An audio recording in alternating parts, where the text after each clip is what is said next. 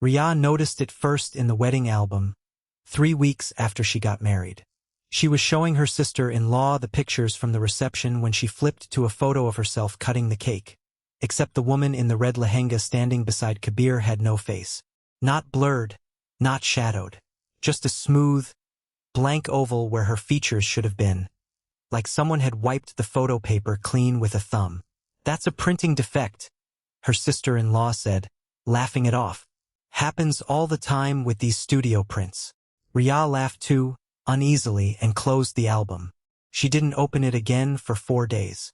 When she finally did, out of curiosity more than anything, every single photo of her in that album, all 43 of them, had gone the same way. Blank, faceless, gone. Ria had married into the Malhotra family 2 months earlier, a quiet, respectable household on the outskirts of the city. Her husband, Ariv, was an architect, calm and rational, the kind of man who fixed problems with logic rather than emotion. Life had been settling into a comfortable rhythm. New house, new routines, the slow work of becoming part of a family that wasn't originally hers. The photo album seemed like a strange glitch at first, nothing more. Then it started happening to the photos on her phone.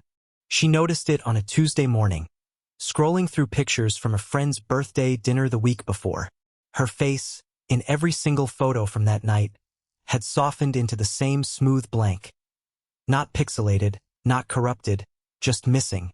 As if she had never been photographed at all, only the space where she'd stood. She checked the original camera roll, the cloud backup, even a copy she'd sent to her mother days earlier. All of them the same.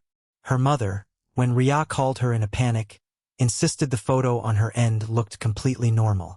"You're right there, Beta," smiling. "Why are you asking me this?" Ariv dismissed it as a bizarre software bug at first, some corrupted file syncing across her devices. He took her phone to a technician, who found nothing wrong. No malware, no corrupted files, nothing that could explain a face selectively vanishing from dozens of images, while the rest of the photo stayed perfectly intact. "Technically," the technician said, turning the phone over in his hands, "this shouldn't be possible." It was the mirrors that made Ria truly afraid. 10 days after the wedding album incident, she was brushing her hair in the bathroom when she caught her reflection go soft at the edges for just a second. Like watching someone underwater, the features swimming and blurring before snapping back into focus.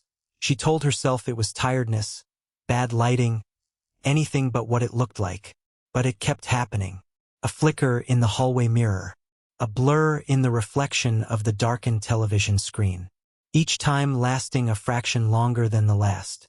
Then came the night she truly couldn't explain away. Ariv woke at 2 in the morning to find Ria standing motionless in front of the bedroom mirror, staring at her own reflection, except her reflection wasn't looking back at her. It stood a half-second behind her every movement, like a delayed video feed, its face still that same featureless blank. "Ria," he whispered, afraid to say it too loud. She didn't answer. When he touched her shoulder, she turned around slowly, and for one terrible moment her actual face, not the reflection, her real face, flickered the same way, going soft and formless before snapping back into focus, leaving her gasping and clutching the sink. They went to a doctor the next morning who suggested severe stress, possibly a dissociative episode brought on by the transition of marriage.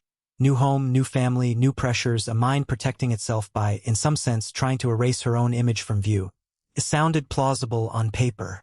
It explained nothing about the printed photographs sitting in a locked drawer that no software bug could have touched, or the fact that Ria's college friends, states away, were now reporting the exact same thing happening to old photos on their own phones. Pictures years old, from long before this marriage, from before Ariv even existed in her life. It was Ariv's grandfather, a retired schoolteacher who lived in the back room of the house and rarely involved himself in family matters, who finally broke his silence. He'd overheard Ria crying to Ariv in the kitchen one evening, describing the mirror, the photos, the fear that she was somehow leaving without ever going anywhere. The old man appeared in the doorway, leaning on his cane, his face unusually grim. "I need to show you something," he said. "Something I should have shown this family a long time ago." He led them to his room and, from beneath his bed, pulled out an old tin trunk sealed with a rusted latch. Inside, wrapped in a yellowing cloth, was a single photograph, a formal studio portrait, decades old, of a young woman in a simple cotton sari, her expression steady and unsmiling in the way old photographs often were. "This is my sister," he said. "Your husband's grand aunt. Her name was Mina." "I've never heard of her," Arif said, genuinely confused. "There's no one named Mina in our family tree." Dottie never mentioned a sister. "Because she was erased," the grandfather said, his voice flat with old grief. "On purpose. By our own parents and later by all of us because it was easier than remembering what we did to her."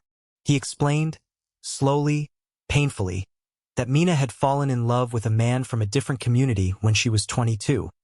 A man the family considered entirely unacceptable. When she refused to end things, her parents did something that, even now, he could barely say aloud. They didn't just forbid the marriage. They systematically removed her from the family's memory. Every photograph she appeared in was cut, burned, or painted over. Her name was struck from the family register. Relatives were instructed never to speak of her again, and if outsiders asked, the family simply said there had only ever been one child. "She didn't die," the grandfather said. "That's the part that made it worse. She was alive for decades somewhere out there, and this family chose to treat her as though she had never existed at all, because acknowledging her would have meant admitting what we'd done.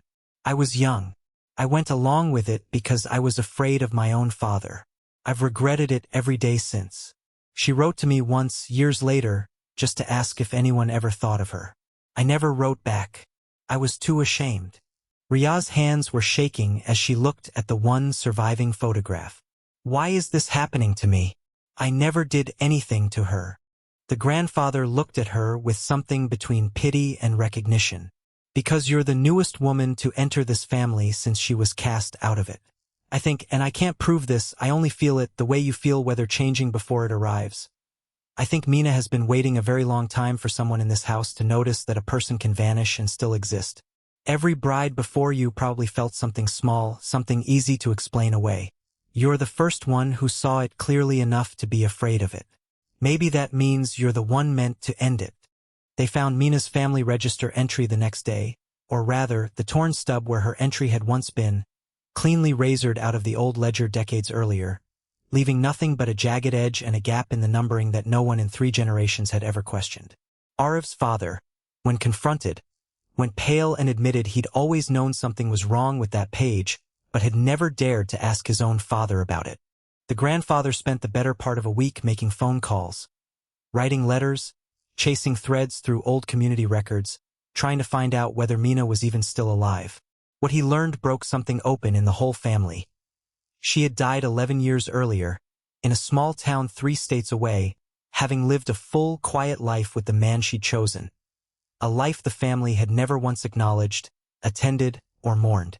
She had a daughter, a woman now in her 50s, who had grown up hearing her mother speak, without bitterness but without forgetting either, about a family that had decided she was easier to erase than to accept. The family traveled together to that small town, Arif, Ria, the grandfather, and Arif's reluctant but shaken father, to meet Mina's daughter for the first time. It was an excruciating, quiet meeting at first, decades of silence sitting heavily in the room. But Mina's daughter had kept everything. Photographs, letters, a small diary in which her mother had, near the end of her life, written simply, "I hope, someday, someone writes my name back into that book." They brought a photograph of Mina back to the family home and had it framed, placing it in the main hallway alongside the other family portraits for the first time in over 60 years. The grandfather, with trembling hands, wrote her name back into the family register himself, in the blank space that had sat empty for 3 generations, and beneath it added the words, "Never should have been erased. We are sorry, Mina." Ria's face returned to every photograph the following morning. The wedding album, her phone, the framed pictures in the living room, all of it restored exactly as it had been, as if nothing had ever happened. The mirror never flickered again. But Ria kept a small printed copy of Mina's photograph on her dressing table anyway, not out of obligation, but because she said it felt wrong to put it away now that it had finally been allowed back into the light. She thinks about it often, how a person can be perfectly alive, breathing, loving, building an entire life somewhere far away, and still be treated by the people who once knew her as though she had simply never existed. How erasure doesn't always look violent. Sometimes it looks like a torn page nobody questions, a name nobody says at dinner, we don't talk about her, that gets repeated so often it becomes true by default. So here's the question worth sitting with. Is there someone in your own family's story who's been quietly edited out? A name no one brings up anymore, a relative no one visits, a photo that somehow never made it into the album? And if there is, do you know why? Tell me in the comment.